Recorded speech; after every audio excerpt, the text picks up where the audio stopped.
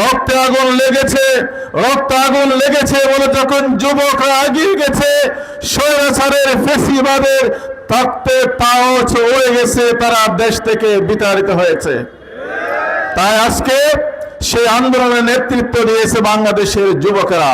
তাই আমরা বলতে চাই, আগামী দিনেও এদেশের মানুষের যে কোনো মুক্তির আন্দোলনে আমার এই যুব সমাজকে সামনে থেকে নেতৃত্ব দিতে হবে।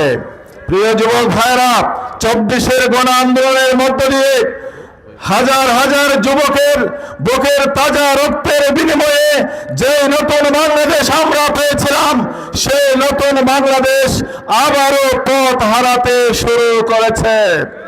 আমরা নতুন ভাবে শহীদের রক্তস্নাত বাংলাদেশে ফ্যাসিবাদের পদধ্বনি আমরা শুনতে পাচ্ছি।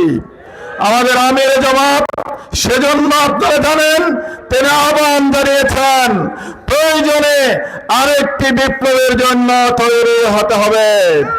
আজকে কক্সবাজার জেলা থেকে আমির জামাতের প্রতিনিধি হিসেবে আপনাদের সকলের কাছে সেই কথা বলতে চাই, এই দেশকে মুক্ত করার জন্য, ফ্যাসিবাদকে রুখে দেওয়ার জন্য, ন্যায় ইনসাফের বাংলাদেশ প্রতিষ্ঠার জন্য আবার যদি রক্ত দেওয়ার প্রয়োজন হয়, আবার যদি বিপ্লবের ডাক দেওয়া হয়, আপনারা তৈরি আছেন কিনা?